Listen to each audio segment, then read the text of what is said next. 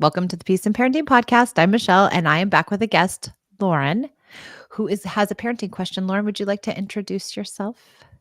Yeah, thank you so much for having me. My name is Lauren. I am from Indiana, and I am a mom to Lennon, who just turned 3.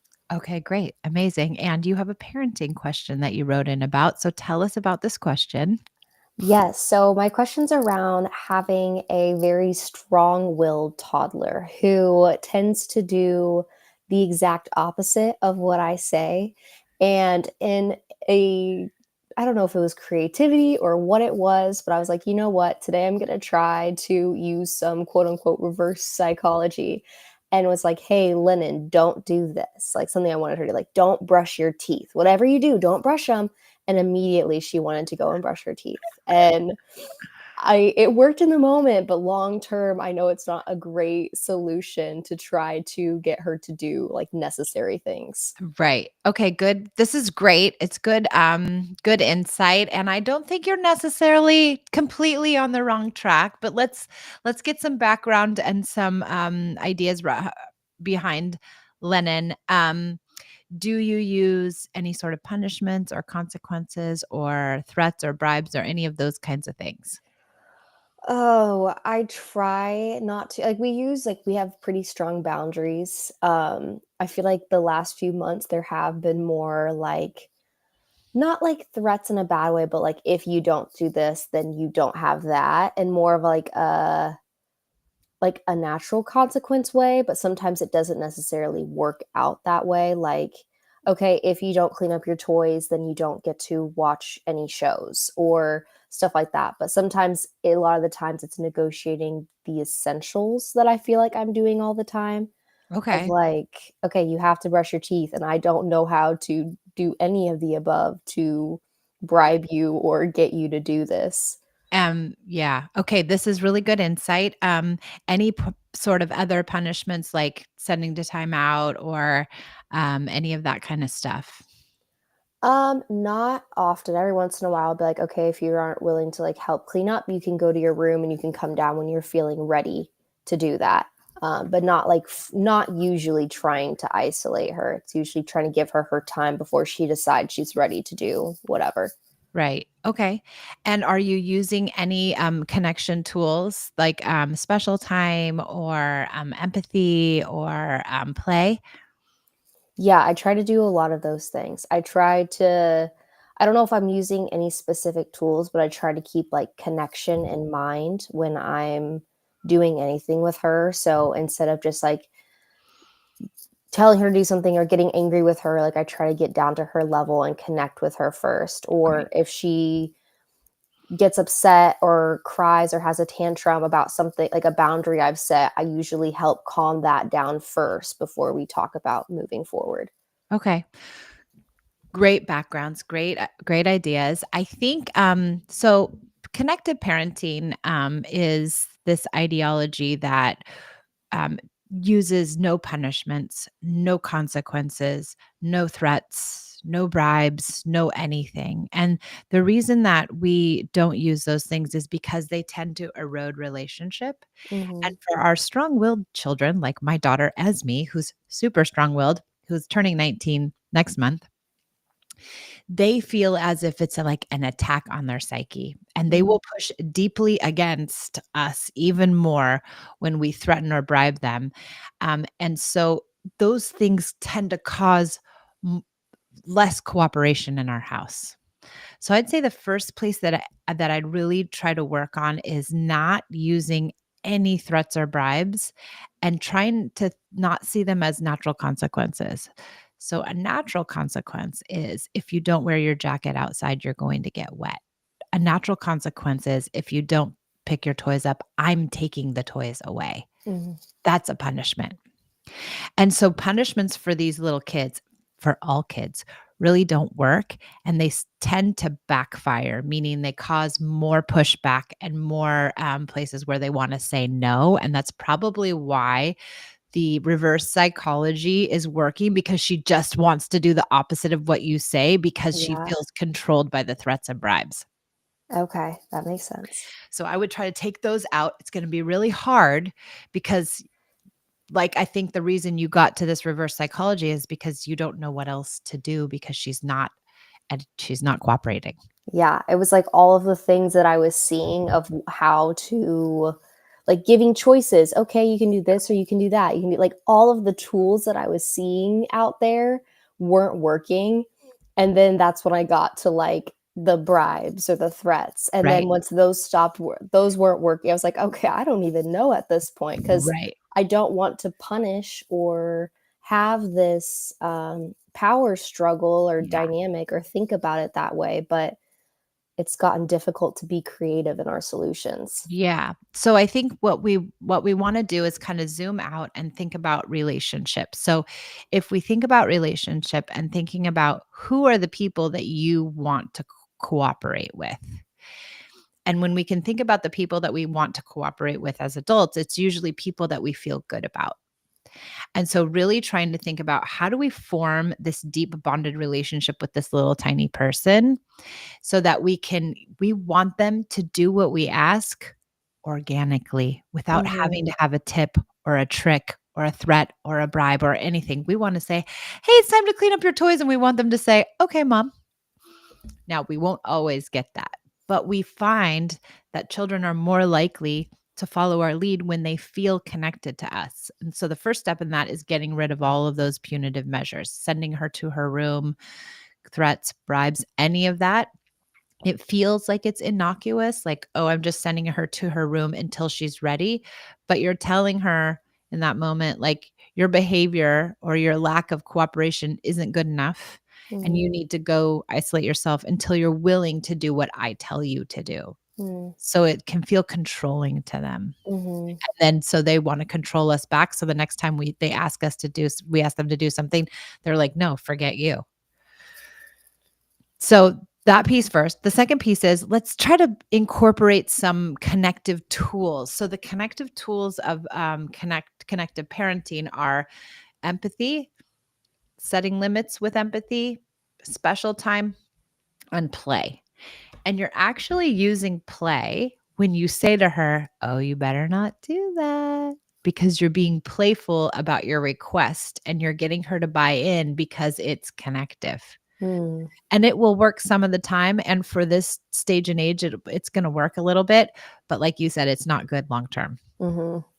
So let's give you some other tools. Okay. So one tool that's really good is called special time, and we do it every single day with our child for 20 minutes, and it's announced. So you're gonna say, "Oh my gosh, we're gonna do something called special time for 20 minutes. You get to choose whatever we do. You're in charge." And you set a timer for 20 minutes and you basically have to be her minion. You have to do whatever she says. She's in total control and you have to do it with fervor. Like it's the most amazing thing you've ever done in your entire life. "Oh, I love playing blocks. It's so fun." You have to be her best playmate because you Okay. want her coming back for more special time. The reason it's so effective is because it gives the little toddler control in a world where they have no control. Mm, And she needs to control this strong-willed little girl. She needs lots and lots of control. And so this will give her 20 minutes every day where she's in control. And over time, you're going to see the number one thing we see is increased cooperation. The other thing I would suggest is trying to find where you can say yes to her because she needs to hear a lot of yes and not a lot of no. And so if she asks to do something, if you really can't do it, tell her, "Yeah, we can do it tomorrow. Yes, we can do it later. You don't want to brush your teeth now? Fine. Let's go play for a while. Let's go do a special time." And then after you do your special time or after you play for a while, then you ask her the hard ask. mm, When you're asking these hard asks, like brushing teeth, getting ready for bed, all the things that are really hard for little kids like that, make sure you're tapping into how she's feeling. mm, Is she feeling good? Is she amiable? Is she happy? Is this the time to be asking her to brush her teeth? Or should I try to cultivate more connection, more special time, more play in her life so that she feels better and I'm asking her at a more opportune time? Does that make sense? Yeah. Yeah. Um, one other thing I think is important too is not to repeat the ask too much. Like Okay. sometimes we're like, "You gotta brush your teeth. Guess what? We only have 5 more minutes. You have to brush your teeth. Hey, we're Yeah. gonna brush our teeth right now." And by the 5th time you're asking, you're like, "Brush your teeth." And so just asking once, "Hey, it's time to brush your teeth." If you can tell you're getting pushback, 2 things. One is sometimes when kids push back and say, "No, I don't wanna brush my teeth," and they become very whiny, you can respond with empathy. "Oh, I know brushing your teeth is so icky. I hate brushing your teeth." But when she's complaining, she's telling you, "I'm gonna brush my teeth. I just don't want to." Mm, And so if you could empathize long enough with her, "Oh, no, you don't want to brush your teeth. It's so annoying. Oh, I hate brushing my teeth too."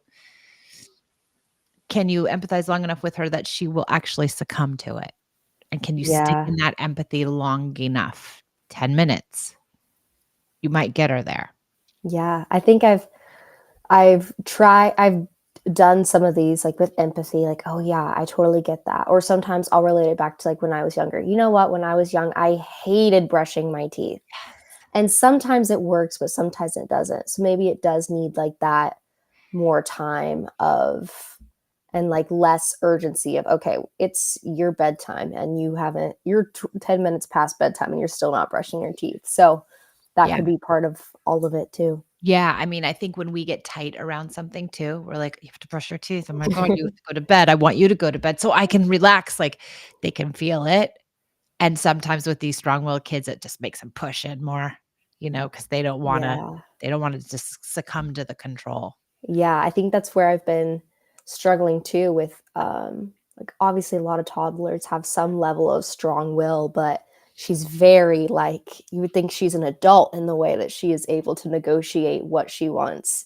And I've struggled because I was like, okay, I say yes to most of the things that you want to do. So this one time I'm like, let's do my suggestion is like, you're 3. How are you already so set in your ways?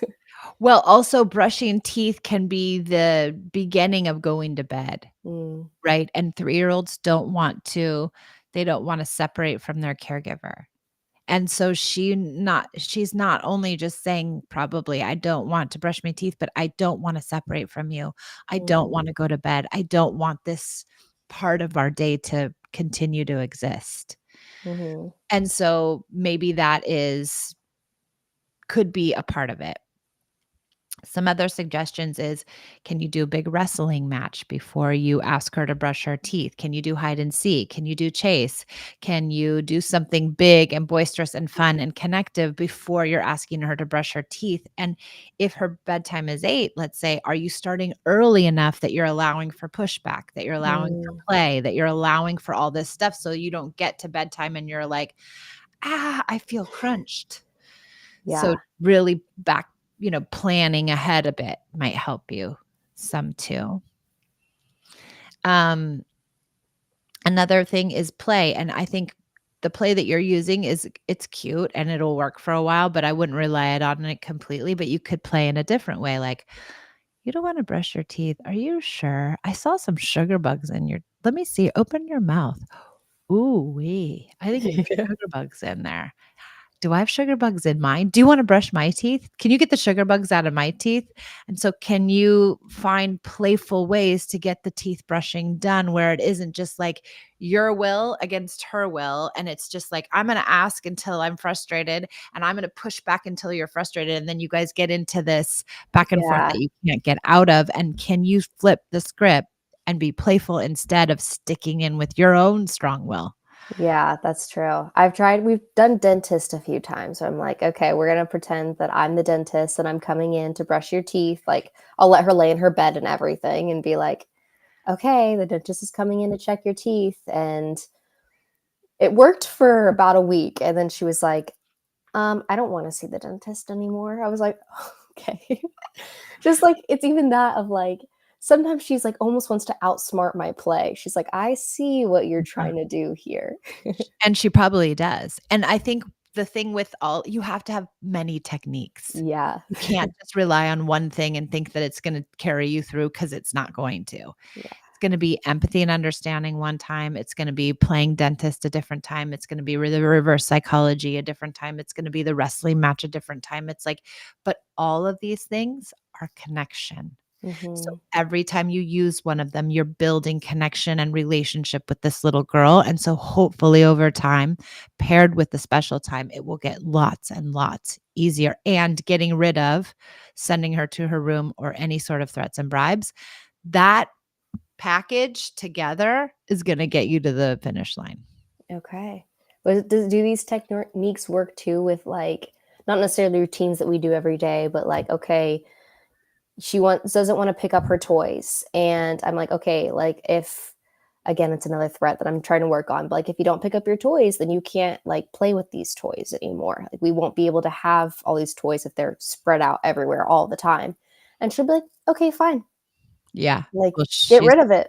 well, that's it too. It's like she's calling your bluff. Yeah, true. Yeah, and so it's an empty threat. Not only it's a threat, it's an empty threat, right? Because 'Cause you're not gonna take away all her toys. Right. And so I think replacing that, you can threaten her with affection. You can Okay. say, "Little girls who don't clean up their toys are gonna get hugs and kisses from their mommy." And you Okay. give her hugs and kisses, and you roll around on the ground, and you play for a few minutes, and then you say, "Maybe we should pick up these little toys. Don't you think we should? Here, let me help you." And so, that connection might push her over the edge enough to be able to be cooperative. Okay. We want her to be organically cooperative. We don't wanna coerce or threaten or manipulate our kids into cooperation. We Yeah. really want them to say, "Yes, I'll help," and "Yes, I'll do it," and you're not always gonna get it, but we want to be able to get it more often than not. Yeah. Absolutely. Yeah, these are things that I've been wanting to do where I want to have the connection and the empathy first, but it it's gotten lost somewhere in the last couple of months that Yeah. it's still there, it's still trying to connect first, but not as much playful and connection as it is like the things that I don't want to be doing that I'm just kind of defaulting to. Yeah, we get frustrated, right? When we hear no enough, we get really frustrated, and you know, our parents probably used threats and bribes. Our parents probably used yelling. Our parents probably sent us to our room. Our parents probably did all this stuff. So somewhere in our ethos, that's what we're supposed to do. Mhm. And so we don't know any better and we default to this because it's in our psyche. But if we could just place other things in our psyche because we use them enough, then our default changes. Mm. And yours will too. You just have to be cognizant of it. And if you start now when she's 3, you'll be golden because you'll have a kid who will cooperate and you won't even really have to think about it. Yeah. Yeah. All right, Lauren, anything else? I think that's it. I think all of those different tools will be helpful in a wide variety of strong-willed no's. Yes, you'll have to try them all and they won't work all the time, but they will work. And if you get, 70% more yes, then you're winning. Yeah, You're yeah. definitely winning. All right, Lauren. Well, thank you for coming on. I so very much appreciate it. And this was a great question. Thank you so much for having me. I appreciate all your advice. Yeah, of course. And I will see everybody on the Peace and Parenting podcast next time.